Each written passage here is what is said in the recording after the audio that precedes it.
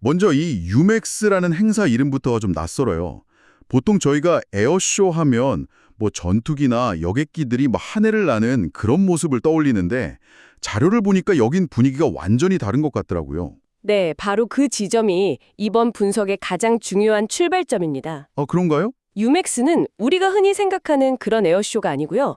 분석글의 표현을 그대로 빌리자면 국가 시스템 전시회에 가깝습니다. 국가 시스템 전시회요? 네. 핵심 주제가 무인 시스템, 자율비행, 그리고 또 중요한 게 군과 민간이 함께 쓰는 군민 겸용, 즉 듀얼 유스 기술이거든요. 그러니까 개별 제품의 스펙 경쟁, 뭐 우리 비행기 엔진 출력이 이만큼 좋습니다. 이게 아니군요. 그렇죠. 그런 차원이 아닌 거죠. 우리 시스템을 도입하면 당신 나라의 도시교통이나 안보 시스템 전체를 이렇게 바꿀 수 있습니다. 이런 식으로 거의 뭐 솔루션 영업의 장이라고 봐야겠네요. 정확합니다. 바로 그겁니다. 그렇기 때문에 여기에 조비가 참여했다는 것, 그 사실 자체가 하나의 선언인 거예요. 어떤 선언이죠? 우리는 단순한 민간용 에러택시 회사가 아닙니다. 라는 선언인 거죠. 우리의 잠재 고객은 일반 대중이나 항공사가 아니라 국가 그 자체라는 걸 아주 명확히 한 겁니다. 판을 완전히 다르게 보고 접근하는 거네요. 네, 스케일이 다른 거죠. 그런 맥락에서 보니까 헬로우 아부다비라는 이 문구도 다시 보이는데요. 왜 그 많은 도시들 중에서 하필 아부다비였을까요? 이게 단순히 중동 시장에 진출한다, 뭐 그 이상의 의미가 있겠죠, 분명히. 물론입니다. 아부다비는요, 조비의 전략에 있어서 정말 두 가지 완벽한 조건을 갖추고 있습니다. 두 가지나요? 네, 첫 번째는 계속 강조하는 부분인데 바로 규제 샌드박스, 즉 규제 실험이 자유로운 도시라는 점입니다.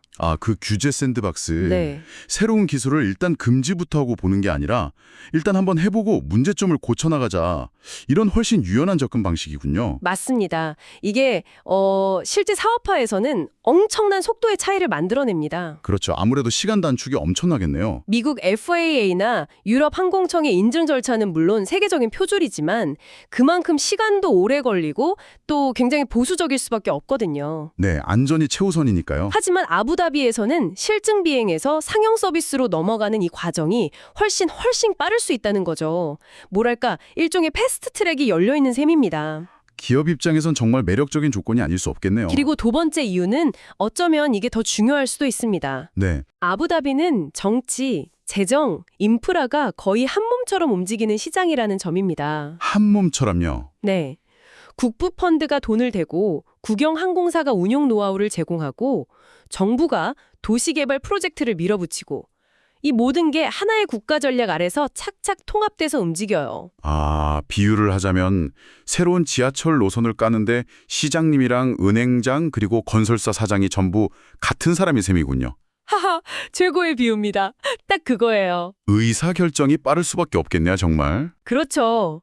기체를 만들고 운영하고 이착륙장을 짓는 이 모든 과정을 수직 통합하려는 조비의 사업 모델에 이보다 완벽한 환경은 없는 겁니다. 모든 이해관계자가 한 방향을 보고 있으니까 사업에 엄청난 가속도가 붙을 수밖에 없죠. 그렇군요. 장소 선정 하나만 봐도 이 기업이 뭘 하려는지 정말 명확하게 드러나네요. 이런 의사결정의 속도를 보면 그들이 쓴 단어 하나하나도 그냥 고르진 않았을 것 같아요. 당연하죠. 게시물에 The Joby Team has arrived. 그러니까 조비 팀이 도착했습니다. 이 표현이 눈에 띄는데요. 이게 그냥 왔다는 것보다 외교적인 맥락에서는 훨씬 무게감 있는 단어 아닌가요? 맞습니다. 정말 잘 짚어주셨어요. 이런 비즈니스 무대에서는 단어 선택 하나하나가 곧 전략이죠. 그렇죠. 만약에 방문했다, visiting, 나 참석한다, attending, 고 썼다면 뭐랄까 좀 일회성 이벤트 느낌이 강했을 겁니다. 왔다가 가는구나 하고 말았겠죠. 네. 하지만 도착했다, has arrived는 표현을 썼다는 건 단기적인 참가를 넘어서 지속적인 관계를 시작하겠다는 아주 강력한 의지를 보여주는 겁니다. 우리는 여기에 뿌리내릴 준비가 되어 있습니다. 라는 신호죠. 일종의 출사표 같은 거군요. 이제 탐색전은 끝났고 본 게임을 시작하겠다 이런 선언처럼 들리네요. 바로 그겁니다. 파트너, 업계 리더들과 연결되고 있다는 이 문장도 그런 비슷한 맥락에서 봐야겠어요. 보통 파트너라고 하면 투자자를 먼저 떠올리게 되는데 자료를 보니까 여기서 말하는 파트너는 훨씬 더 큰 생태계를 의미하더라고요. 그렇습니다. 여기서 말하는 파트너는 단순히 돈을 대는 금융 투자자를 넘어섭니다. 그럼 누굴까요? 정부의 교통부, 국방안보기관, 에티하드 같은 국영항공사, 그리고 스마트시티 설계자들, 인프라 투자기관까지 말 그대로 국가 시스템을 움직이는 모든 핵심 주체들을 의미하는 거죠. 와, 대화의 레벨 자체가 달라진 거네요. 네, 완전히 달라졌죠. 그러니까 이전까지는 투자자들 앞에서 우리 기술이 이렇게 뛰어납니다라고 설명하는 IR에 가까웠다면 네, 이제는 각국 장관들 앞에서 자, 이제 우리와 함께 이 새로운 교통 시스템을 운영할 파셔널 파트너는 누구입니까? 이렇게 묻는 단계로 넘어간 거군요. 맞습니다. 대화의 격이 그리고 대화의 주도권이 완전히 달라졌음을 보여주는 아주 상징적인 문구라고 할 수 있습니다. 그런 관점에서 제가 가장 흥미롭게 봤던 부분이 항공의 새로운 시대가 아니라 교통의 새로운 시대, A New Era of Transportation 이라는 표현을 쓴 점이에요. 이게 사소한 단어 차이 같지만 회사의 정체성을 완전히 재정의하는 발언 같아요. 정확합니다. 이 문장이야말로 저는 조비의 핵심적인 자기 정체성, 즉 포지셔닝 전략을 담고 있다고 봅니다. 포지셔닝 전략이요? 네, 스스로를 항공기 제조사가 아니라 교통 인프라 기업으로 규정하는 거죠. 아, 그러니까 조비의 뒷채는 하늘을 나는 비행기이기도 하지만 동시에 도시의 도로, 지하철, 버스 같은 거대한 교통망의 하나의 노드, 즉 연결점이라는 개념이군요. 바로 그겁니다. 개념 자체가 다른 거예요. 이렇게 스스로를 규정함으로써 미래에 단순히 기체를 파는 회사를 넘어서요. 데이터 기반의 교통 플랫폼 기업이나 이착륙장 같은 인프라 사업자로 확장할 수 있는 명분을 미리 만들어두는 겁니다. 와, 정말 고도의 전략이네요. 그렇죠. 굉장히 똑똑한 접근이죠. 그 노드 자체, 그러니까 기체를 설명하는 방식도 아주 흥미로워요. 조용하고 전기로 가는 에어택시라고 소개했는데 다른 것도 아니고 군사 안보 관계자들이 잔뜩 모인 유맥스에서 조용함을 첫 번째 특징으로 내세운 건 이건 분명한 의도가 있어 보입니다. 아주 중요한 포인트입니다. 이 맥락을 이해하는 게 핵심이에요. 여기서 조용함은 승객을 위한 단순한 편의 기능이 아니라 그 자체로 엄청난 전략적 자산이 됩니다. 전략적 자산이요? 그게 무슨 의미죠? 네, 한번 상상해 보세요. 도심 한복판, 벨팅숲에서 인질극이 벌어졌다고 칩시다. 특수부대를 옥상으로 은밀하게 침투시켜야 해요. 네, 영화에서 많이 보는 장면이죠. 그때 거대한 헬리콥터 소리가 두두두두 하고 울려 퍼진다면 작전은 시작도 전에 실패하겠죠. 그렇죠. 소리가 들리는 순간 테러범들이 바로 알아챌 테니까요. 하지만 조비의 저소음 기체는 이런 도심 밀집 지역 작전의 성공률을 극적으로 높일 수 있습니다. VIP나 정부 최고위급 인사를 아무도 모르게 이동시키거나 소음 때문에 헬리콥터 운항이 보통 금지되는 야간의 작전을 수행하는 것도 가능해지죠. 아, 즉, 이 조용함이라는 가치는 중동 국가들의 국방 및 안보 담당자들에게는 속도나 항속 거리보다 어쩌면 훨씬 더 매력적인 가치가 될 수 있는 겁니다. 듣고 보니 조용함이라는 단어 하나가 엄청난 군사적, 안보적 가능성을 열어주는 거의 마스터키였네요. 네, 그렇게 볼 수 있습니다. 그렇다면 전기는 어떤 의미일까요? 솔직히 세계적인 산유국인 중동 국가들한테 전기라는 키워드가 그렇게 매력적일까? 이런 의문도 좀 들거든요. 역설적으로 바로 그 점 때문에 전기가 더 중요해집니다. 역설적으로요? 네. 지금 중동의 주요 산유국들은 석유 이후, 즉 포스트 오일 시대를 대비한 국가 브랜딩에 거의 사활을 걸고 있습니다. 막대한 오일 머니를 미래 산업에 투자해서 국가의 체질 자체를 바꾸려고 하죠. 아, 우리는 더 이상 석유에만 의존하는 나라가 아니다. 라는 새로운 이미지를 전 세계에 보여주고 싶어 하는군요. 바로 그겁니다. 즉 조비의 EVP-올은 그들에게 친환경과 미래산업 리더십이라는 두 가지 상징을 동시에 안겨주는 최고의 아이템인 거죠. 아하, 탈석유 시대에도 우리가 바로 미래 항공 강국이다라는 아주 강력한 정치적, 외교적 서사를 만들어주는 매력적인 카드가 되는 셈입니다. 와, 정말 그러네요.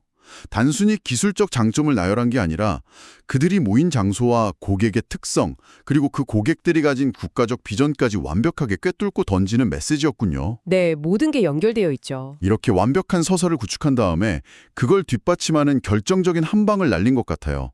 바로 자료에 포함된 사진들, 즉 실물 기체를 전시한 거죠. 맞습니다. 여기서 다른 경쟁사들과의 격차가 확 벌어집니다. 어떻게 다른가요? 대부분의 경쟁사들이 아직도 3D 렌더링 이미지나 실물 크게 모형 먹업 같은 걸 보여주면서 미래엔 이럴 겁니다 하는 비전을 이야기할 때 조비는 이미 수천 번의 시험 비행을 마친 진짜 기체를 눈앞에 가져다 놓은 겁니다. 이건 잠재 고객들, 특히 실현 가능성을 가장 중요하게 생각하는 국가 단위 고객들에게 주는 메시지가 완전히 다르겠는데요. 그렇죠. 언젠가 될 겁니다가 아니라 이게 바로 당신들 도시에서 곧 날아다닐 바로 그 시스템입니다. 라고 말하는 거니까요. 특히 중동 시장에서는 이 실물이 주는 신뢰의 무게가 정말 압도적입니다. 그들은 아이디어 자체보다는 그것이 현실적으로 구현 가능한지를 가장 중시하는 경향이 있거든요. 뜬구름 잡는 이야기는 싫어하는군요. 네. 수많은 청사진과 파워포인트 발표 속에서 실제로 작동하는 기체를 눈앞에 보여준 조비는 다른 경쟁자들이 따라올 수 없는 신뢰라는 엄청난 자산을 얻게 된 거죠. 자, 그럼 이 모든 조각들을 한번 맞춰보죠. 최적의 장소 선정, 고도로 계산된 언어 전략, 고객의 필요를 정확히 꿰뚫는 가치 제안, 그리고 마지막으로 실물로 증명한 기술력까지. 이 모든 것이 시장과 투자자들에게는 어떤 신호로 해석될까요? 이번 행보는 단기적인 주가 등락을 위한 뉴스가 아니라고 봐야 합니다. 그보다는 이 기업의 중장기적인 가치 평가 방식을 바꾸는 매우 중요한 이벤트라고 해석해야 합니다. 가치 평가 방식 자체를 바꾼다? 네, 지금까지 시장에서 조비는 미국 FAA 인증만 바라보는 회사라는 인식이 좀 강했거든요. 모든 것이 그 FAA 인증 하나에 달려있는 것처럼 보였죠. 일종의 몰빵 전략처럼 보였다는 거군요. 모든 계란을 한 바구니에 담은 것처럼 리스크가 커 보일 수 있겠네요. 그렇죠. 그런데 이번 아부다비 행보를 통해서 조비는 더 이상 그런 회사가 아니라는 걸 보여준 겁니다. 각 지역별 특성에 맞춰서 각기 다른 상용화 루트를 동시에 개척하는 회사로 진화하고 있음을 명확하게 보여줬습니다. 포트폴리오를 다각화하기 시작했다, 이렇게 볼 수 있겠네요. 맞습니다. 아주 중요한 변화죠. 그러니까 미국 시장은 세계에서 가장 권위 있는 인증을 통해서 전공법으로 뚫고, 네. 중동 시장은 정부의 강력한 정책적 결단을 활용해서 빠르게 시장을 선점하고, 또 다른 아시아 시장은 스마트 시티 연계를 중심으로 접근하는 식으로 시장마다 다른 열쇠를 사용하고 있다는 거군요. 정확합니다. 바로 그겁니다. 이런 다각화 전략은 특정 지역의 규제나 정치적 문제 때문에 사업 전체가 흔들릴 위험을 크게 줄여줍니다. 그렇죠. 안정성이 훨씬 높아지겠네요. 네, 사업의 안정성이 극적으로 높아지는 거죠. 투자자들 입장에서는 기업의 불확실성이 크게 해소되는 아주 중요한 시그널입니다. 결국 오늘 저희가 분석한 이 짧은 소셜미디어 게시물 하나가 조비 에비에이션이라는 회사가 혁신 기술을 개발하는 스타트업에서 글로벌 교통 인프라를 구축하는 파트너로 변신하는 그 전환점을 보여주는 아주 상징적인 사건이었네요. 그렇다고 할 수 있습니다. 오늘 저희는 조비 에비에이션의 소셜미디어 게시물 하나들 가지고 한 기업이 자신의 비전을 어떻게 전 세계에 알리고 또 미래 시작의 판을 짜는지를 깊이 있게 들여다봤습니다. 듣고 보니 정말 한 수 한 수가 치밀하게 계산된 고도의 전략적 메시지였다는 생각이 다시 한번 드네요. 맞습니다. 기술 기업에서 상용화 기업으로 그리고 이제는 국가 단위의 교통 시스템 파트너로 진화하는 그 과정을 아주 압축적으로 보여주는 밀도 높은 신호였죠. 네, 정말 단어 하나, 장소 하나, 사진 한 장에 담긴 의미를 해석하는 과정 자체가 이 기업의 미래 전략을 읽는 것과 같았습니다. 그렇죠. 이렇게 의미 있는 전략적 움직임이 아직 주가에는 즉각적으로 반영되지 않는 경향이 있다고 합니다. 네. 그런 경우가 많죠. 그렇다면 한 기업의 중요한 전략적 행보와 시장이 그 가치를 실제로 알아보고 가격에 반영하는 그 순간 사이에는 왜 시간 차이, 즉 간극이 존재할까요? 아주 본질적인 질문이네요. 그 간극을 만드는 요인은 과연 무엇일지, 정보의 비대칭성일지 아니면 시장의 관성일지 한 번쯤 생각해 보시는 것도 아주 흥미로운 지적 탐구가 될 것 같습니다.